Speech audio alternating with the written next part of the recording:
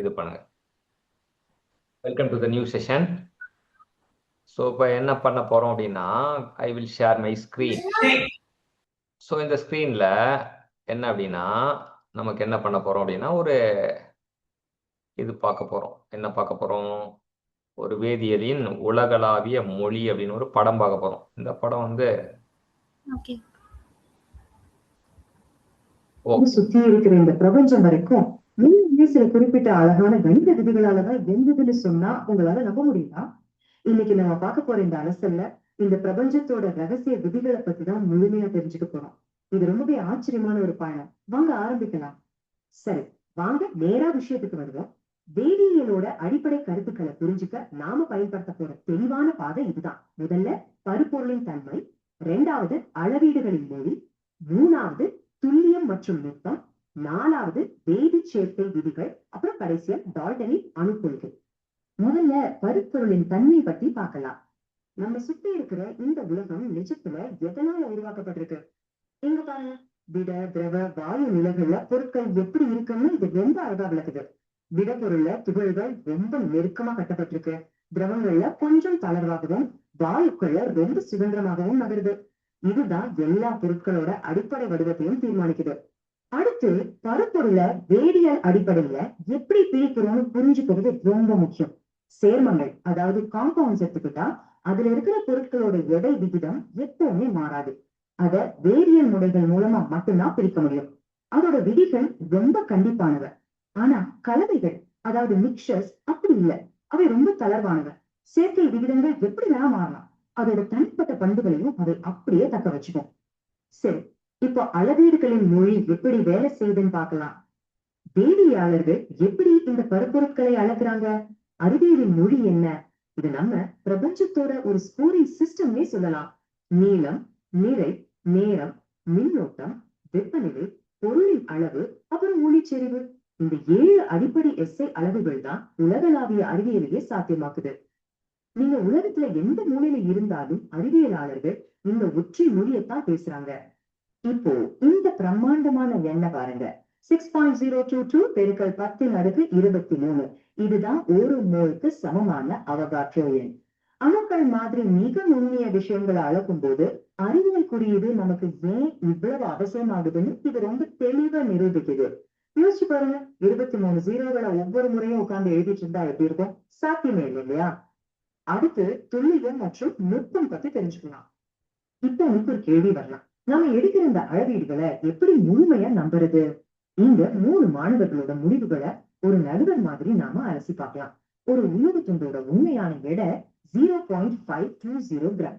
மாணவர் ஏவோட முடிவுகள் நெருக்கமாகவும் இல்ல, உண்மையாகவும் இல்ல. மாணவர் பியோட முடிவுகள் ஒண்ணுக்கு ஒண்ணு ரொம்ப நெருக்கமா இருக்கு. அதாவது அவர் நுட்பமானவர், ஆனா விடை துல்லியமா இல்ல. ஆனா மாணவர் சிய பாருங்க, முடிவுகள் நெருக்கமாகவும் இருக்கு, உண்மையான எடையோடு சரியா பொருந்துது. நுட்பமும் துல்லியமும் சேர்ந்த சரியான அளவீடுனா அது இதுதான். விஞ்ஞானிகள் தங்களோட அளவீடுகள் எவ்வளவு உறுதியானதுன்னு மத்தவங்களுக்கு உணர்த்த முக்கிய எண்கள், அதாவது சிக்னிபிகன்ட் ஃபிகர்ஸ் விதிகளை பயன்படுத்துறாங்க. இது ரொம்ப சிம்பிள். பூஜ்யம் அல்லாத எல்லா எண்களும் முக்கியம். 2 எண்களுக்கு நடுவுல வர பூஜ்ஜியங்களும் முக்கியம். ஆனா முதல் எண்ணுக்கு முன்னாடி வர பூஜ்ஜியங்கள் கணக்குல வராது. அதே சமயம் தசம புள்ளிக்கு வலது புறம் கடைசியில வர்ற பூஜ்ஜியங்கள் ரொம்பவே முக்கியம். சின்ன பிழை நடந்தா கூட ஒரு மருந்து தயாரிக்கிறப்பவோ இல்ல பாலம் கட்டுறப்பவோ பெரிய ஆபத்து வரலாம். அதனாலதான் இந்த விதிகள் ரொம்ப கண்டிப்பா இருக்கு. இப்போ வேதி சேர்க்கை விதிகள் என்னென்ன பார்க்கலாம். இதுவரைக்கும் நாம பார்த்த இந்த அளவீடுகள் எல்லாமே வேதியியல் வினைகளை கட்டுப்படுத்துற ரகசிய விதிகளை கண்டுபிடிக்க ஆரம்ப கால விஞ்ஞானிகளுக்கு எப்படி உதவி இருக்கு தெரியுமா? இதுல ரொம்ப முக்கியமான விஷயம் என்னன்னா நிறை அழிவின்மை விதி. அதாவது ஒரு பொருளை புதிதா உருவாக்கவோ அல்லது முற்றிலுமாக அழிக்கவோ முடியாது. ஒரு வேதிவினை நடக்கிறதுக்கு முன்னாடியும் பின்னாடியும் அதோட மொத்த நிறை எந்த மாற்றமும் இல்லாம மிக துல்லியமா அப்படியே பாதுகாக்கப்படும். அந்த விதியோட தொடர்ச்சியா வந்ததுதான் மாறாவி விதி.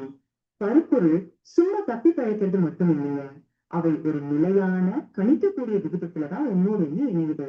உதாரணத்துக்கு, உங்களுக்கு தூய நீர் எங்கிருந்து கிடைச்சாலும் சரி, அதுல இருக்கிற ஹைட்ரஜன் மற்றும் ஆக்சிஜன் எப்பவுமே 1:8 அப்படிங்கிற நிலையான எட விகிதத்துலதான் இணைஞ்சிருக்கும். இது உலகத்துல எங்குமே மாறவே மாறாது. அடுத்து பெருக்கல் விகித விதியை புரிஞ்சுக்க இந்த எண்களை பாருங்க. கார்பனும் ஆக்சிஜனும் இணைந்து கார்பன் மோனாக்சைடு அப்புறம் கார்பன் டை ஆக்சைடுன்னு 2 வெவ்வேறு சேர்மங்களை உருவாக்குது. இதுல 12 பங்கு கார்பனோட இணைகிற ஆக்சிஜனோட எடையை கவனிச்சீங்களா? 1ல 16, இன்னொன்னுல 32. அதாவது 1:2 அப்படிங்கிற ரொம்ப எளிய முழியன் விகிதத்துல இருக்கு. வேதி பிணைப்புகள் எவ்வளவு எளிமையான அழகான கணித விதிகளால் கட்டுப்படுத்தப்படுதுன்னு இது ஆணித்தரமா நிரூபிக்குது. நிஜமாவே இது ஒரு அற்புதமான கணித விந்தைதான். சரி, இப்போ இது எல்லாமே சேர்ந்து எப்படி டால்டனின் அணுக்கொள்கைக்கு வழிவகுத்ததுன்னு பார்க்கலாம். இதுவரைக்கும் நாம பார்த்த இந்த விதிகள் எல்லாம் ஒன்னா சேர்ந்து அறிவியலோட மிகப்பெரிய திருப்புமுனையான அணு கண்டுபிடிப்புக்கு எப்படி காரணமாச்சுன்னு பார்க்க போறோம். இதுதான் டால்டனோட அணு கொள்கை. அவரோட கொள்கையை சுருக்கமா சொல்லணும்னா, பருப்பொருள் எல்லாமே மிகச்சிறிய துகள்களான அணுக்களால் ஆனது. ஒரே தனிமத்தோட அணுக்கள் எல்லாம் ஒரே மாதிரியா இருக்கும், ஆனா வெவ்வேறு தனிமங்களோட அணுக்கள் வேறுபடும். அணுக்கள் எப்போ எளிய முழு எண் விகிதங்கள்ல தான் இணையும். கடைசியா அணுக்களை ஆக்கவோ அழிக்கவோ முடியாது. நாம இதுவரை பார்த்த எல்லா விதிகளையும் இந்த ஒரே ஒரு கொள்கை எப்படி கச்சிதமா இணைக்குதுன்னு பாத்தீங்களா? இதுதான் வேதியியலோட மாபெரும் ஒருங்கிணைப்பு. டால்டன் ஒண்ணு சொல்லிட்டாரு, அணுக்கள் எளிய விகிதத்துல இணையும், அத வேதியியல் வினைகள்ல அழிக்கவே முடியாதுன்னு அவர் ரொம்ப தெளிவா நிரூபிச்சுட்டார். ஆனா அந்த அணுவையே பிளக்கும் போது என்ன நடக்கும் யோசிச்சு பாருங்க. அந்த அணுவுக்குள்ள அப்படி என்னதான் இருக்கு? இந்த கேள்விதான் வேதியியலோட அடுத்த மிகப்பெரிய அத்தியாயத்தையே திறக்க போகுது. அதை பத்தி தெரிஞ்சுக்க நீங்க ரொம்ப ஆர்வமா இருப்பீங்கன்னு நம்புறேன். இந்த சுவாரஸ்யமான அறிவியலோட தேடல்ல இணைஞ்சதுக்கு மிக்க நன்றி. ஸோ ஒரு குட்டி ஸ்டோரிய பார்த்தீங்க இப்போ, சரியா? நம்ம டிஸ்கஸ் பண்ணதோட ஒரு ஏஐ ஜென்ரேட்டட் வீடியோ தான் இது. இப்போ நம்ம மைண்ட் மேப் போயிடும். ஓகே மைண்ட் மேப்ல லா ஆஃப் கெமிக்கல் காம்பினேஷன், இது ஒரு லா பார்ப்போம், சரியா? ஸோ ஃபர்ஸ்ட் வந்து நம்ம இது பண்றது வந்து law of conservation of mass.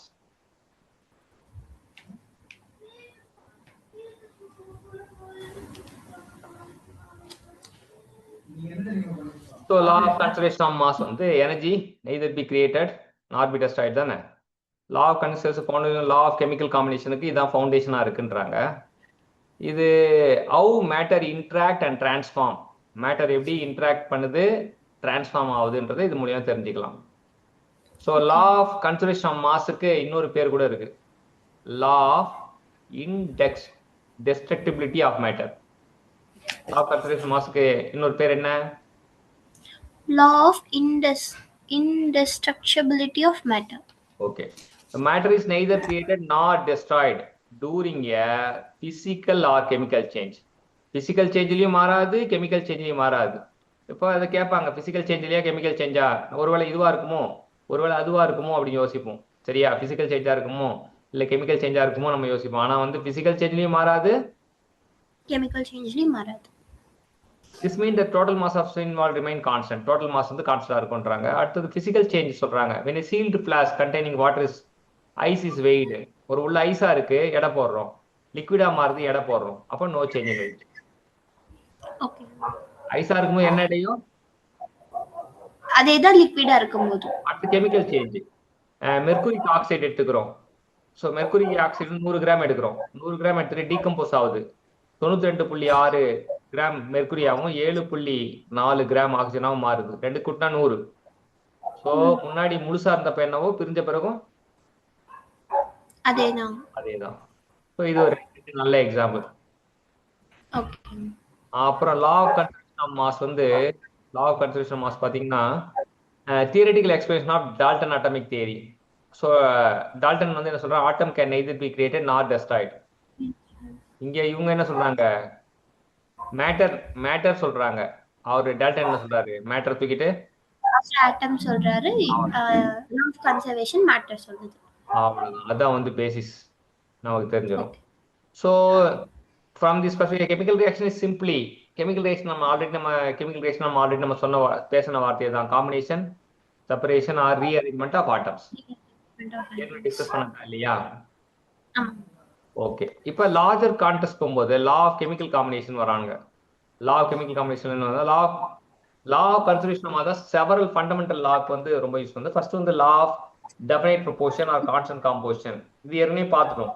A pure chemical compound always contain the same element combined in fixed ratio by weight. நான் சொன்னேன், ratio by fixed ratio by weight ஞாபகம் வச்சு சொன்னேன் இல்லையா? லா ஆஃப் டெஃபினைட் ஆமாங்க. சொல்றாங்க. லா ஆஃப் டெஃபினைட் ப்ரொபோர்ஷனா ஒரு கெமிக்கல் காம்பவுண்ட் அதாவது same elements in the form contains fixed ratio in by weight regardless of it source அப்படி சொல்றாங்க. அப்புறம் லா ஆஃப் மல்டிபிள் ப்ரொபோர்ஷன் என்ன சொல்றாங்க? they are in the form of small small ratio in the form of small whole numbers. இல்ல நான் சொல்ல பாருங்க. if two elements form more than one compound, ரெண்டு எலிமெண்ட் இருக்கு.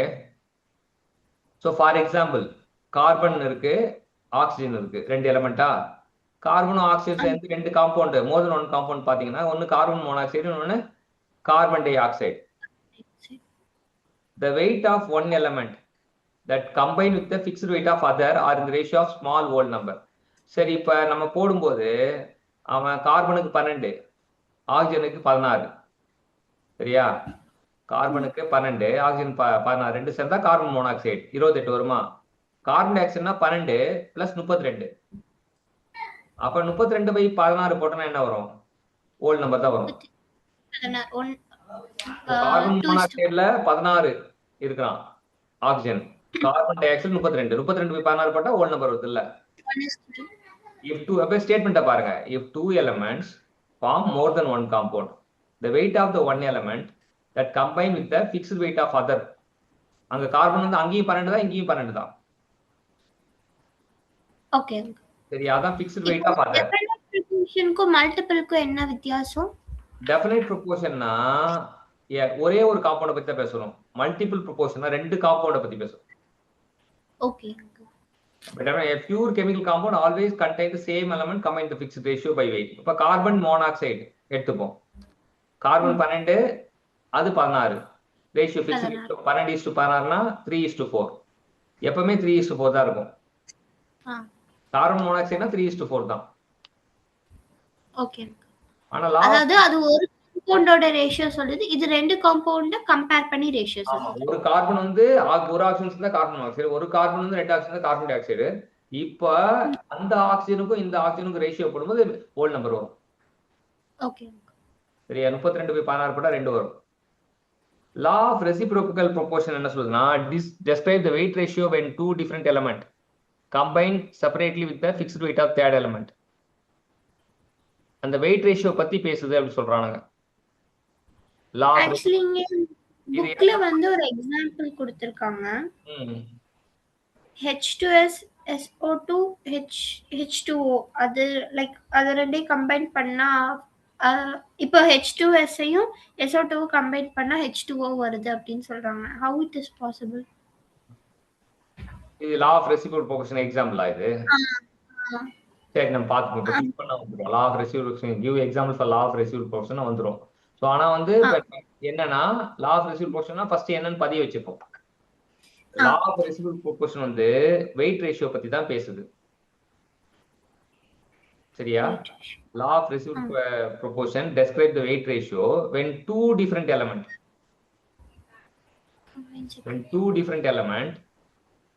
combine separately with the fixed weight of third element. அத பத்தி பேசணும் சொல்றாங்க. அது என்னன்னு பாத்துருவோம். கே-லூசக் லா வந்து gas react ஆகும்போது they do so in volume that bear a simple ratio to one another and to the volume of the gaseous product. Gay Lussac law வந்து நம்ம இதுல Gay Lussac law of gaseous volume சொல்றோம். when gas react they do so in volume that bear simple ratio. அந்த ratio என்னன்னா volume of the gaseous product சொல்றாங்க. இதெல்லாம் example வச்சு நம்ம இது பண்ண பார்ப்போம். அவகேட்ரோல வந்து ஈக்குவல் நம்பர் ஆஃப் மாலிகூல் சொல்றாங்க. Same condition, same temperature, same பிரஷர்ல equal number of molecule. Equal volume consist of equal number of molecules. Volume சேமா இருந்தா நம்பர் ஆஃப் மாலிகூல் சேமா தான் இருக்கும், provided same pressure same temperature. இது அவகேட்ரோல.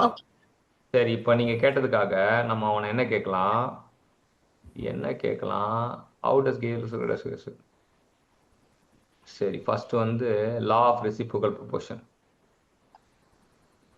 Give some example for explain with example. Explain with suitable example.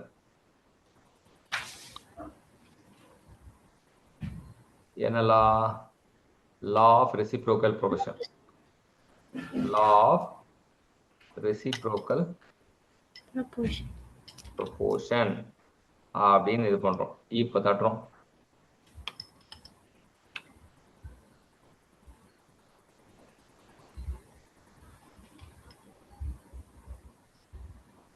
So law of reciprocal proportion இன்னொரு பேர் வந்து law of equivalent proportion சொல்றாங்க. The ratio of mass of two element A, B, which combine separately with the fixed mass of third element. 3 element எடுத்துக்கிறாங்க. A, B, C ன்னு எடுத்துக்கிறாங்க. இந்த AB வந்து fixed mass of third element. A எப்படி வேணா இருக்கலாம், C வந்து fixed மாஸா இருக்கணும்.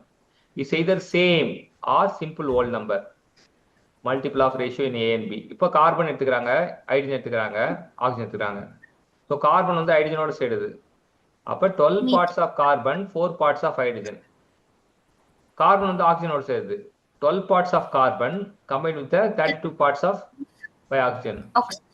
4:32 போட்டா 1:8 வருது இல்லையா? இதான் காம்பினேஷன் வித் கார்பன். இப்போ டைரக்ட் காம்பினேஷன். இப்போ A and B போடுறோம். A வந்து இதுல யாரு A வந்து ஹைட்ரஜன். ஸோ இப்போ A வந்து ஹைட்ரஜன்ல, B வந்து ஆக்சிஜன் இல்லையா? ஸோ வந்து ஹைட்ரஜன் வந்து 4 parts 32 parts அப்படின்னா H2O எடுத்தா 4 16. இங்க வந்து ஹைட்ரஜன் அண்ட் ஆக்ஸிஜனோட ரேஷியோஸ் போட்டுருக்காங்க. ஆமா, மூணாவது ஹைட்ரஜன் ஆக்சிஜன் ரேஷியோ போடும் 1:8 வருது. ஓகே, சரியா? எப்படி வந்து H2O. ஸோ H2O வந்து H வந்து 4, H வந்து 2னா 16. ஓகே, 4னா 4:32 கரெக்டாக 1:8 வந்துச்சு. ஸோ இதான் வந்து இது. இப்போ டைரக்ட் காம்பினேஷன் ஆகும்போது 1:8 வரணும் அப்படின்றது தான் இது. இப்போ நம்ம இங்கே பார்க்கும்போது 4:32 1:8 H2O போடும். H2O போட்டா Hக்கு வந்து 2, ஓக்கு 16, 2:16னாலும் 1:8. அப்படி போட்டாலும் 1:8, இப்படி போட்டாலும் 1:8. ஓகே, புரியுது? என்ன புரியுது? கதை சொல்லுங்க பாப்போம் எனக்கு. CH4ல வந்து கார்பனுக்கு 12. கதை சொல்றது முன்னாடி ஃபர்ஸ்ட் டைட்டில் போடுவோம். A, B, C ன்னு 3 பேர் இருந்தாங்களாம். சரியா? கதை வந்து இப்போ நீ இந்த கதையை உன் குட்டி பாப்பாக்கு போய் சொன்னாலும் புரியணும். ஓகே, அப்போ அந்த மாதிரி ABC. இப்போ நம்ம எதுக்காக இந்த டிஸ்கஷன் ஓபன் பண்ணோம்? லா ஆஃப் ரெசிப்ரோக்கல் ப்ரொபோர்ஷன்ங்கற ஒரு கான்செப்ட் பேஸ்டான எக்ஸாம்பிள். லா ஆஃப் ரெசிப்ரோக்கல் ப்ரொபோர்ஷனுக்கு இன்னொரு பேர் என்ன? Equivalent proportion. இப்போ லா ஆஃப் ஈக்குவலன்ட் ப்ரொபோர்ஷன்ஸ். இப்போ வந்து A வந்து கார்பன், B வந்து ஹைட்ரஜன், C வந்து ஆக்ஸிஜன். ஓகே, ஃபர்ஸ்ட் வந்து ஏவையும் பிவையும் கம்பைன் பண்றாங்க. அதாவது CH4ங்கிறது ஒரு மீத்தேன் கேஸ். அத மீத்தேன் கேஸ்னு சொல்லுவாங்க. அப்புறம் வந்து சிக்கு வந்து 12 பார்ட்ஸ் ஆஃப் மாஸ் இருக்கு. அதாவது மாஸ் நம்பர் வந்து 12. ஓகே, அதே மாதிரி ஹைட்ரஜனுக்கு 1 இருக்கு. சோ வந்து 4 ஹைட்ரஜன் இருக்கறனால 4 பார்ட்ஸ் ஆஃப் ஹைட்ரஜன்னு சொல்றாங்க மாஸ் நம்பர். இப்ப அடுத்து வந்து இத ரெண்டே கம்பைன் பண்ண போறோம். ஏவையும் சிவையும் கம்பைன் பண்ண போறோம். அது வந்து CO2 கொடுக்கும். CO2வும் ஒரு கேஸ். சிக்கு வந்து சேம் 12 பார்ட்ஸ் இருக்கு. ஆக்ஸிஜனோட மாஸ் நம்பர் 16. ஆனா இங்க 2 ஆக்ஸிஜன் கொடுத்திருக்கனால நம்ம 32 போடுறோம். because 2 × 16 32. அப்புறம் வந்து யார் ரெண்டு பேரோட ரேஷியோ நம்ம பார்க்க போறோம்? இப்போ ஹைட்ரஜனோடதும் ஆக்ஸிஜனோட ரேஷியோ பார்க்க போறோம். இது பாக்கும்போது ஒரு ரூல் ஞாபகம் வச்சுக்கணும். கார்பன் வந்து சேம் அமௌண்ட் ஆஃப் கார்பன், அங்கேயும் 12 இங்கேயும் 12. அது மஸ்ட். ஓகே, அதாவது இப்போ ஃபர்ஸ்ட் காம்பவுண்ட்லயும் 12 தான், செகண்ட் காம்பவுண்ட்லயும் 12 தான். ஹைட்ரஜன் ஆக்ஸிஜன் ரேஷியோ பார்க்கும்போது என்ன வருது? ஹைட்ரஜன் ஆக்ஸிஜன் ரேஷியோ போடும்போது 4:32. அப்படின்னா அதை கேன்சல் பண்ணும்போது 1:8 ரேஷியோ வருது. Very good. ஓகே, இப்போ வந்து பிசிய கம்பைன் பண்றோம், ஹைட்ரஜனையும் ஆக்சிஜனையும். அது என்ன கொடுக்கும்னா வாட்டர்ங்கிறது ஒரு லிக்விட் ஸ்டேட். ஸோ வாட்டரோட ஹைட்ரஜனோட மாஸ் நம்பர் 1. அதை வந்து 2 தடவை ஹைட்ரஜன் கொடுக்கறனால 2 கன்சிடர் பண்றோம். அதே மாதிரி ஆக்சிஜனுக்கு 16. அதை ரெண்டையும் சேம் ரேஷியோ எடுத்தோம்னா 1:8. ஸோ அதுதான் ரெசிப்ரோக்கல். அவ்வளவுதான். அதுதான் இப்ப direct combination of A and B வந்து 1:8. அப்ப இன்னொரு இது பத்தல அப்படின்னா இன்னொரு example nitrogen hydrogen ammonia oxygen. So nitrogen வந்து ஹைட்ரஜனோட சேர்ந்துருக்கு. So 17.65 in case of hydrogen with odd element with fixed mass. சரி, ஃபிக்ஸ்டு மாஸ் ஹைட்ரஜன் வந்து 17.65 hydrogen combine with 82.25. therefore 1 gram of hydrogen combines 4.67 nitrogen சொல்லிட்டான். வாட்டரில் வந்து ஹைட்ரஜன் ஆக்சிஜன் போட்டான். இப்போ 11.10 ஹைட்ரஜன் 88.90 ஆக்சிஜனோட சேர்த்து 1 gram of hydrogen 8.01 போட்டான். ஸோ இதுக்கு ரேஷியோ நைட்ரஜன் ஆக்சிஜன் எடுத்தீங்கன்னா 1:1.72 வருது. அதே போல் மறுபடியும் இதில் நைட்ரஜன் ட்ரை ஆக்சைடில் போட்டால் 1:1.71 வருது. ஸோ இது வந்து ரெண்டாவது எக்ஸாம்பிள் கன்ஃபார்மிங் த லா. இதில் பார்த்தா நம்பர் வந்து கொஞ்சம் எல்லாமே ஞாபகம் வச்சுக்கிற மாதிரி 17.65 ஹைட்ரஜன் கிராம் 82.35. இப்போ ரெண்டு கூட்டினா 100 வருது, அவ்வளோதான் இல்லையா? 17.65 80 இல்லை 100 வரல. 17.65 90 கரெக்ட், 100 தான் வருது. இவன் ரெண்டு பேரும் கூட்டினா 11.10 88.90 கூட்டினா 100 வருது. சரியா? ரெண்டு ரேஷியோ போடுறானுங்க. ரேஷியோ போட்டு இதுவும் வந்து இப்போ எக்ஸ்பிளைன் திஸ் கான்செப்ட் அப்படின்னாங்கன்னா இதுக்கேற்ற மாதிரி இந்த அதே லா ஆஃப் ரெசிப்ரோகேஷன் ரெண்டு எக்ஸாம்பிள் கொடுத்து வச்சிருக்கானுங்க. ஸோ இதுதான் வந்து லா ஆஃப் இது பொறுத்த வரைக்கும். அடுத்தது வேற என்ன எக்ஸாம்பிள் கேட்கணும் அப்படின்னு பார்த்தீங்கன்னா Gay Lussac law. Explain Gay Lussac law of gaseous volume with suitable experiment. Gay Lussac law of gaseous. Gay Lussac லா.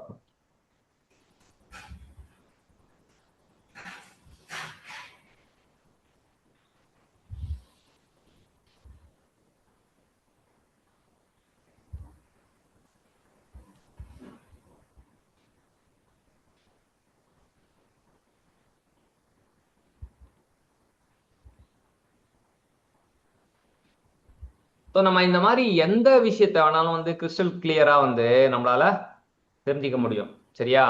இப்போ அங்கிள் படித்த காலகட்டத்திலாம் இதெல்லாம் வந்து எங்க யாருக்கிட்ட போய் கேட்டாலும் உனக்கு கற்றுக்க முடியாது. சரியா? ஆனா நீங்க இருக்கிற காலகட்டத்தில் நீங்க படிக்கணும்னு ஆசை மட்டும்தா போதும், கத்துப்பேன் விருப்பம் மட்டும்தா போதும், கூடவே எனர்ஜி இருக்கணும். சரியா? விருப்பமும் ஆற்றலும் இருந்தா, விருப்பமும் ஆற்றலும் சேர்ந்தா என்ன ஆயிடும் அப்படின்னா விருப்பம் கூட்டல் ஆற்றல் ஈக்குவல் டு அறிவு. சரியா? இதெல்லாம் வந்து மொத்த கெமிஸ்ட்ரி புக்கும் 1 டேல கூட முடிச்சிடலாம்.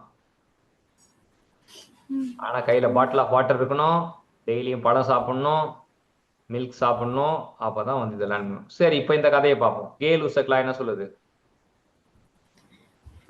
Gay-Lussac law states that when gas reacts. அதுக்கு எடுத்த உடனே இன்னொரு பேர் சொல்றான். எப்பவுமே பாஷாக்கு பேர் கேட்பாங்கல்ல, ஆமா, இன்னொரு பேர் என்ன? மாணிக்கம்.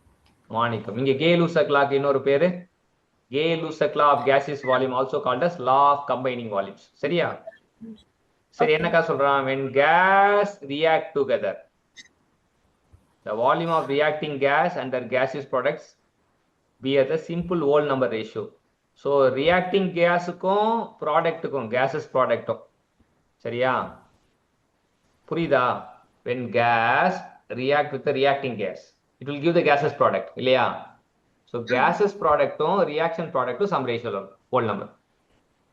ஓகே. இந்த லாக்கு பேர் தான் Gay Lussac law of gaseous volume or law of combining volume. Okay. First அவன் எதை பத்தி பேசுறான்னு நம்ம மனசுல புரிஞ்சுச்சுன்னா நம்ம ஈஸியா சொல்லிருக்கிறோம். இப்ப வந்து கே-லூசக்னாலே வந்து ஒரு கேஸ் இருப்பான், அவன் கூட இன்னொரு கேஸ் ரியாக்ட் ஆகிறான், கிவ் த கேசஸ் ப்ராடக்ட். அந்த கேசஸ் ப்ராடக்ட்டுக்கும் இந்த ரியாக்டிங் கேசஸும் bear some ratio with whole number ratio. Okay. ஓகேவா? ஸ்டேட்மெண்ட் அர்த்தத்தை புரிஞ்சுக்கிட்டு ஸ்டேட்மெண்ட்டை மனப்பாடம் அடிச்சிடணும். ஓகே. ஸ்டேட்மெண்ட் மாத்திரம் அதுக்கு சொந்த குரல்லாம் எழுதக்கூடாது. when gas react together, the volume of the reacting gas and the gaseous product bear a simple whole number ratio to another, provided they are measured under the same condition of temperature and pressure. இங்க ஒரு rule வைக்கிறான், same temperature same pressure. சரியா? சரி, இப்போ example சொல்லலாம். Formation of hydrogen chloride. Hydrogen gas வந்து குளோரினோட சேருது, gives 2HCl. இப்போ the ratio 1 volume of hydrogen react with the 1 volume of chlorine to produce 2 volume. இங்கே நம்பர் முன்னாடி இருக்குதான் நம்பர். சரியா? வால்யூம்னா அதுக்கு முன்னாடி இருக்கவன் தான். 1 1 சேர்ந்தா 2. Right. So ratio of the volume வந்து 1:1:2 which is a simple whole number ரேஷியோன்னு சொல்லிட்டாங்க. ஓகே அவ்வளவுதான். இவனும் 1 அவனும் 1 இவன் 2. ஓகே இது இது என்ன சொல்லுன்னா இதோட ரெண்டு சம்மும் அதாவது ரியாக்டிங் கேஸஸ் ரெண்டோட சம்மு கிடையாது, ஹோல் நம்பர்ல வரணும். இப்போ இவன் 2 இருக்கானா, இப்போ ரியாக்டிங் கேஸ்க்கு இவன் 1 போட்டா 2 பை 1 போட்டா 2 வருவான்ல, இவன் போடுவோம். இவன் வந்து 2 ஹைட்ரஜன் ஒரு ஆக்சிஜன் தான் 2 H2 வரான். 2:1:2 இது ஹோல் நம்பர். 3 நம்பரும் ஹோல் நம்பர்லயே இருக்கா, நம்பர் பாயிண்ட்லாம் இல்ல. The ratio of the volume is 2:1:2 which again demonstrates simple whole number relation. Key condition hold true similar condition of temperature pressure. இது வந்து ரிலேட்டட் டு அவாகேட்ரோ லா அப்படின்னு சொல்றான். ஏன்னா வந்து equal volume consist equal number of molecules at constant temperature and pressure. இவனோட தொடர்புடைய law வந்து Avogadro லான்றானுங்க, கே-லூசக் லாவோட. ஓகே சரியா? ஸோ போதும் இன்னைக்கு. ஸோ எல்லாமே வந்து ஜஸ்ட் ரிலாக்ஸாக லேர்ன் பண்ணுங்க, ஹாப்பியாக லேர்ன் பண்ணுங்க. எதுவுமே சப்ஜெக்ட்லாம் ரொம்ப கஷ்டம்லாம் எதுவுமே கிடையாது, எதுவுமே கஷ்டமே கிடையாது, எல்லாமே சிம்பிளாக தான் இருக்கும். ஆனால் வந்து always stay in relaxed mode. ஸ்கூல்லேயே வந்து ரிலாக்ஸ்ட் மோடில் வந்து நம்ம இது பண்ணாங்க அப்படின்னா எல்லா ஸ்டூடெண்ட்டும் வந்து ஜீனியஸ் ஆகிடுவாங்க. சரியா? ஆனால் இந்த ரிலாக்ஸ் மோடில் நம்ம இப்படி தான் படிக்கணும், இதான் தெரிஞ்சுக்கணும் அப்படின்றத தெரிஞ்சுக்கணும். ஸோ எல்லாமே எக்ஸ்போசர் பண்ணி பண்ணி கற்றுக்கிறது ரொம்ப ரொம்ப இம்பார்ட்டன்ட். சரியா? நீ திங்க் பண்ணணும், ஒவ்வொரு லாவும் நினச்சி திரும்ப திரும்ப நினச்சி பார்க்கணும். சரியா? ஒரு பாட்டு இருக்கு, சினிமா பாட்டு, நினைத்து நினைத்து பார்த்தேன் நெருங்கி அருகில் வந்தாய் உன்னால் தானே நானும் வாழ்கிறேன்னு ஒரு பாட்டு வரும். கேள்விப்பட்டிருக்கியா பாட்டு? பார்க்கல? ஆமா. அப்ப ஒரு விஷயம் கண்டென்ட் நமக்குள்ள வரணும்னா அந்த விஷயத்தை நினைச்சு பார்க்கணும். சரியா? அந்த பாட்டு வந்து லவருக்காக பாடுவான், நினைத்து நினைத்து பார்த்தேன் நெருங்கி அருகில் வந்தாய் உன்னால் தானே நானும் வாழ்கிறேன். ஆனா நமக்கு தேவை என்னன்னா, நமக்கு அந்த கண்டென்ட் வந்து நமக்குள்ள மண்டைக்குள்ள வரணும்னா நம்ம என்ன பண்ணணும்? நினைச்சு நினைச்சு பார்க்கணும். சரியா? நினைத்து நினைத்து பார்த்தாதான் அந்த கண்டென்ட் உள்ள வரும். இப்ப நான் ஒவ்வொரு லாவும் சொன்னேன்னா அந்த லால என்ன வார்த்தை வரும், அந்த வார்த்தையோட சிக்னிஃபிகன்ஸ் என்ன, அது எல்லாமே யோசிக்கணும். நின்று நிதானமா யோசிக்கும் போது கேஷுவலா லேர்ன் பண்ணிடலாம், கஷ்டமே கிடையாது. அப்புறம் வந்து எழுதி பார்க்கணும். when you write it in the note it will record in the brain because your notebook is nothing but your brain. இங்க எழுதுனா நேரா எங்க போகும்? பிரெயினுக்கு போகும். அதனால எழுதி பார்க்கணும். சரியா? இந்த கீ ப்ராக்டிஸ்லாம் பண்ணும்போது படிக்கிறது ரொம்ப சுலபமாயிடும். சீக்கிரமா சப்ஜெக்டை முடிச்சுட்டு எல்லாத்துலயும் நீ வந்து +1லயே வந்து ஆட்டோமேட்டிக்கா எல்லாத்துலயும் டாப் மோஸ்ட் மார்க் எடுக்கிற மாதிரி பாரு. அங்கிள் வந்து ஜஸ்ட் இக்னைட் தான் பண்ண வைக்கிறேன் உனக்கு. how to perceive your subject அப்படின்னு கத்துறேன், வேற ஒண்ணும் இல்லை. ஒரு சப்ஜெக்ட் எப்படி பார்க்கணும்னு கத்துறேன். அது கத்து கொடுத்த பிறகு ஆட்டோமேட்டிக்கா நீ வந்து ஃபுல்லா இது பண்ணிக்கலாம். டிஸ்கஷன்லயும் வந்துடும். அடுத்த வாட்டி கேட்கும்போது அவாகேட்ரோ லா என்ன, ஒவ்வொரு லாவும் கேட்கும்போது எல்லா லாவும் வந்துடும். இந்த லாக்கும் அந்த லாக்கும் என்ன வித்தியாசம் அப்படி எல்லாமே வந்துடும். வித் கிளியர் எக்ஸாம்பிள் வந்து உன்னால சொல்ல முடியும். சரியா? ஸோ பண்ணுங்க, பெஸ்ட் ஆஃப் த பெஸ்டா உருவெடுங்க. சரியா? All the best. நல்லா.